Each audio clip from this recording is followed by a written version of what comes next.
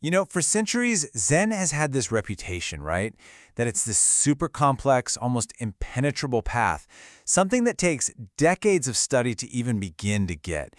But what if that's not the whole story? What if the real core of it, the profound essence, could be understood right now? Okay, let's dive in. So when you think about freedom, what usually comes to mind?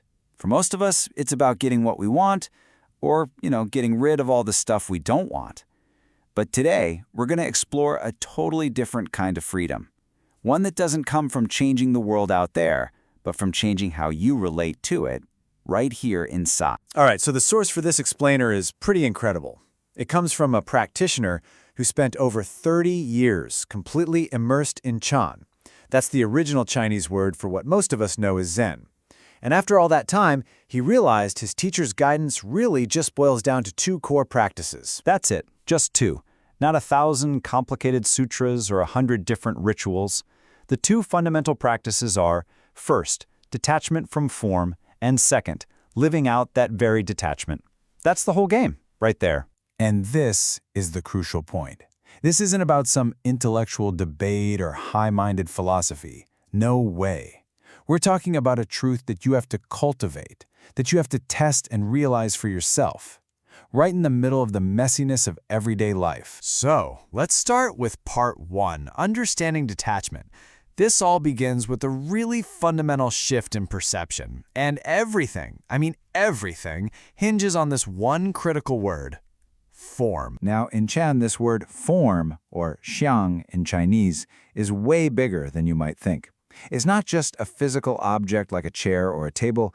It's anything that has an appearance, a shape, a structure, or even just a traceable pattern. And the scope of this is absolutely staggering. And this is where the definition really opens up.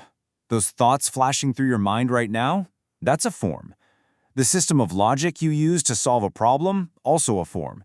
Even the very words I'm speaking to you at this moment, they're all forms. This realization completely blew the author's mind, and it led him to ask his teacher a really pivotal question. He thought, okay, if everything is a form, then what about the teaching itself? What about Zen? So he just came out and asked him, is your teaching also a form? And the teacher's reply was instant, no hesitation. Yes, of course. And in that one moment, the author got it.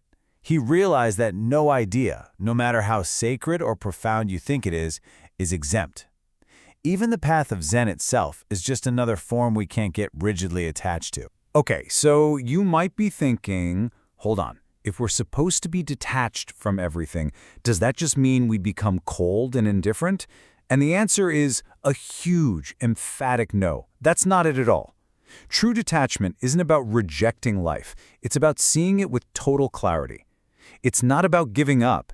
It's about accepting things exactly as they are without being owned by your experiences, good or bad. And why should we accept them? Because every single form, every event, every personality trait is not just some random thing. It's the end result of this vast, interlocking chain of causes and effects. And honestly, most of them are completely invisible to us. Just take the author's personal story. People always told him he was mild-tempered, but he knew it wasn't really a choice. It felt more like an inheritance. He learned to be quiet because his father was a tyrant. And his father was a tyrant because his own mother, the author's grandmother, spoiled him. And she spoiled him because her wealthy, sheltered family never taught her how to be firm. Do you see the chain? It just keeps going back. And this is the point that connects it all directly back to you and me. Our temperaments, our reactions, our fears. They're all the downstream results of millions of causes stretching back through generations and our society. So trying to fight them head-on is like trying to fight the tide. The first, most powerful step is just to see that and to accept it. But, understanding this in your head is only half the journey. Zen is life. It's not a theory. So now we get to the crucial part, step 2, actually living it out. This is where we go from just knowing the path to actually walking it. The author's teacher put it perfectly. He said, you don't need to understand it, just live it. You don't have to analyze every single cause and effect. You don't need it all figured out in your head. You just have to live it, moment by moment. So what does this look like in practice? Let's say someone insults you. You recognize it for what it is, a form, just a temporary shape made of energy and words. You observe it, you see it, but you don't let it bind you. Now let's say someone gives you praise. You recognize that, too, is just a form. Yeah, it feels good, but it's just as transient as the insult. You don't let your inner peace depend on getting it. And here's a tough one. Illness visits your body. This is hard for sure. But even this is a form. You can care for the body, you can do what needs to be done without letting the fear and anxiety about the illness become your entire reality. You are not the form. And right here, we see this critical distinction. This practice doesn't make you careless or irresponsible. It makes you carefree. It's about liberating your mind from that heavy, constant burden of worry, overanalysis, and the need to control everything. And when you live this way long enough, something incredible starts to happen. The practice stops being a conscious effort. It's no longer something you do, it just becomes who you are. And the result of that? Wisdom isn't something you think about or try to perform. It simply flows out of you, unforced and natural, like the fragrance of a flower.